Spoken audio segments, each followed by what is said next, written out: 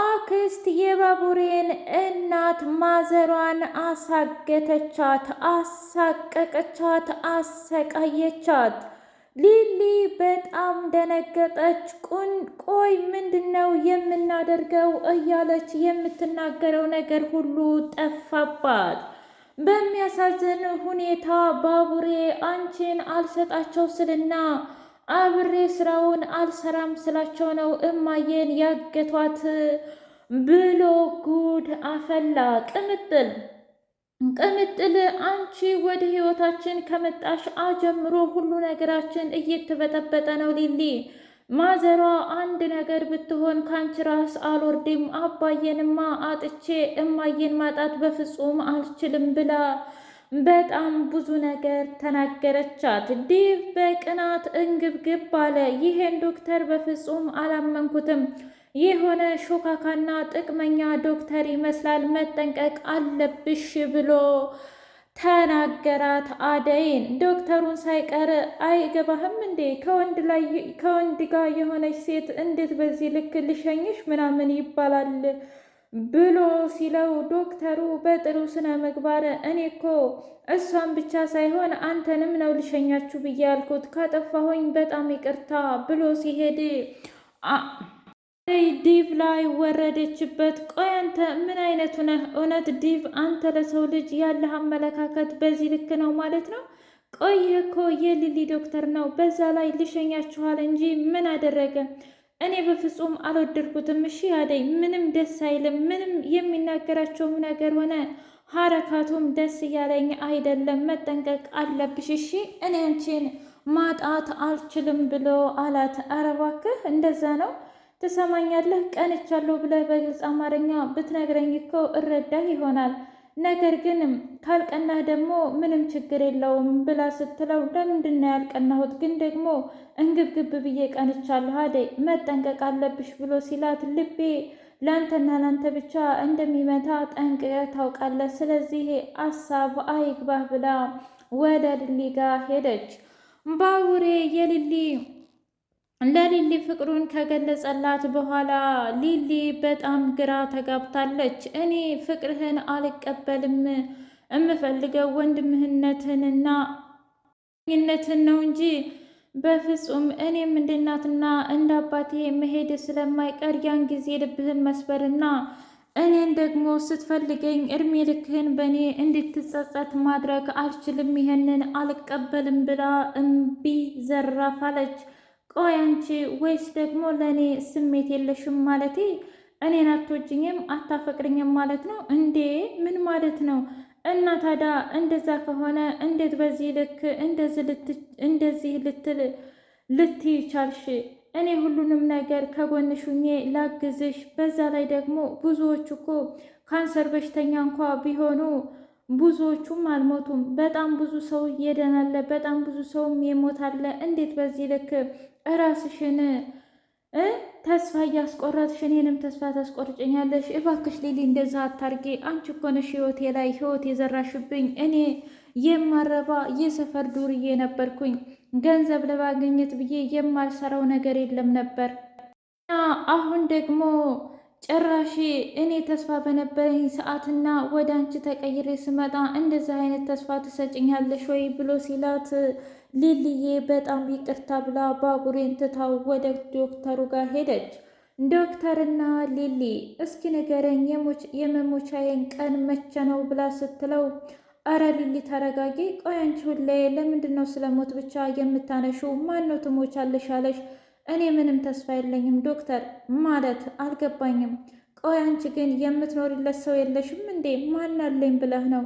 የእውነት ገና አሁን ልጠላሽና ልታዘብሽ ነው እንዴ ዶክተር? ለምንድን ትሰሚኛለሽ? መኖር ያለብሽ መጀመሪያ ለራስሽ ነው። ሲቀጥል ባቡሬም ሆነች አደይም እናትሽም እንደዚህ የሚሰቃዩት በአንቺ ምክንያት አይደል እንዴ? ታዲያ የእነሱ እንባና የእነሱ ጭንቀት እንዴት ነው የማይገባሽና የማትረጁ? ሊሊ እኔ የማውቃት ሊሊ የመጀመሪያዋ እዚህ መታ ያናገረችኝ ጠንካራዋና እንደውም ማንም ሳይሰማ ሕክምናውን ለማድረግ የምትጠራዋ ሊሊ ነበረች። አሁን ታዲያ በዚህ ልክ ለምንድን ነው ተስፋ የቆረጥሽው ብሎ ሲላት አይ ዶክተር፣ በቃ ዝም ብዬ ቀን በቀን ሰውነቴንም ሳዳምጠውም ሆነ ምንም ስለው የምሞት መሰለኝ ብላ ስትል፣ አይ ይሄን ነጋገርሽም ሆነ ድርጊትሽም ምንም ደስ አይልም ብሎ ልክ ልኳን ነገራት። እሷም ደግሞ እሺ በቃ አንተ ያልከኝም በሙሉ አደርጋለሁ፣ ከዚህ በኋላም ተስፋ አልቆርጥም ብላ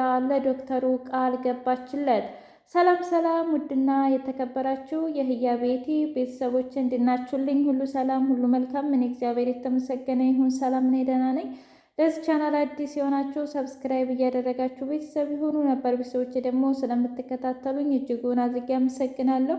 እጅግ አስተማሪውና አጓጊው ሰራተኛዋ አደይ እንደቀጠለ ይገኛል እና ሮማኔ የተጣሉት ነገር እጅጉን እየተጧጧፈ መጥቷል። ሄለን ለማስታረቅ ብትመጣም እንኳ ቆይ ምን ሆነህ ነው አሹ እንደዚህ ጸባይ የተቀያየረው? እኔ ሳውቅህ እኮ ሮማኔ ላይ ከልጅነት እስከ እውቀት ድረስ እንዲሆነህባት አታውቅም ነበር እና ለምንድን ነው ብላ ስትጠይቀው ተይኝ ሄሌኔ ሁሉንም ነገር አስረድቻታለሁ እንደማፈቅራት ሁሉ ነግሬያት ነበር። እሷ ግን ገብቶ እንዳልገባት እያደረገች እያስመሰለች መኖርን መርጣለች እና በቅቶኛል፣ በቃ ከዚህ በኋላ እንደዚህ ነው የሚቀጥለው ብላ አለችው።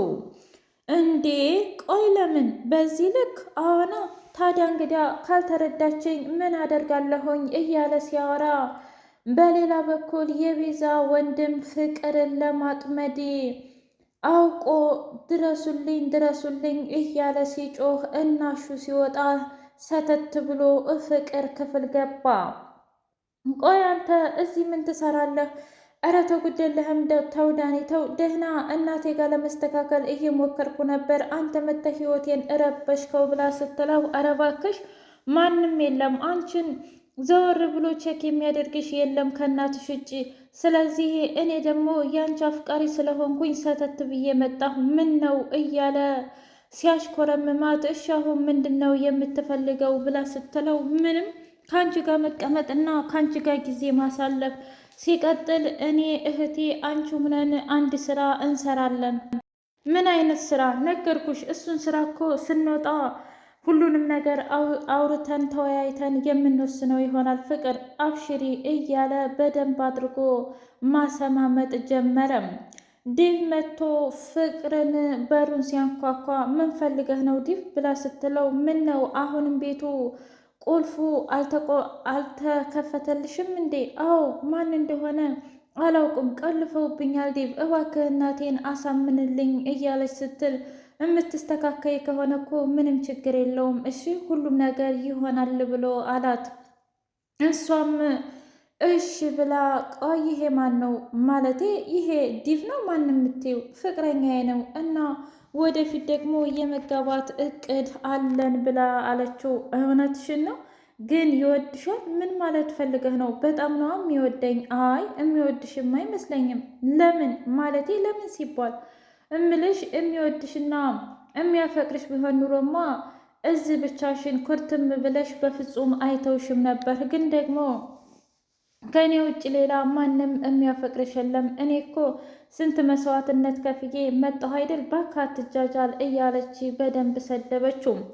ኪንጎና ዳይመንዶ እንዲሁም ቅምጥል እያወሩ ባሉበት ሰዓት እኔ ምልህ ምሳ በላህ እንዴ ኪንጎ ሲለው፣ አዎ እዛ እኮ ከቢሮ ልጆች ጋር በላሁኝ ብሎ ሲል፣ ኧረ እባክህ ከቶ ያቺ ቤዛ የምትባለው ልጅ ደህና ናት እያለ ነገሩን ሲያጧጥፈው፣ ማናት ብላ ቅምጥል ስትጮህ፣ እሱን ታይወሽ ዝም ብሎ ነው ቅምጥሌ፣ ከአንቺ ውጪ ማንንም እንደማላይ ጠንቅቀሽ ታውቂያለሽ። ስለዚህ የዚህን የልጅ ወሬ እየሰማሽ ምንም ቢሆን ልትጠረጥሪኝ አይገባም ብሎ ሲላት፣ አንተ ዳይመንድ ቆይ በእኔና በኪንጎ መካከል አትግባ እያልኩኝ አላስጠነቀቅኩም እንዴ?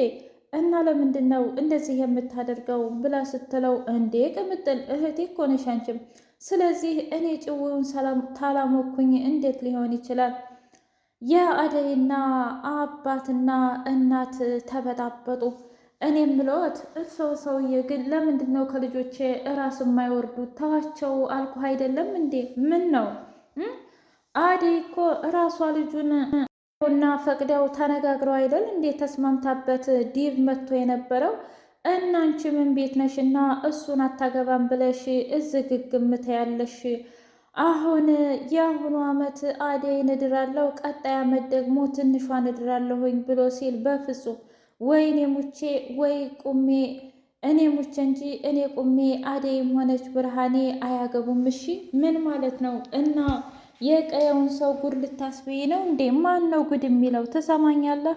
ቀስ ብለው ያገባሉ። አሁን ግን እርስዎም ሆነ ወንድሞም እዚህ እየመጡ እንዲረብሹኝ አልፈልግም ግን ብላ ከቤት አባረረቻቸው።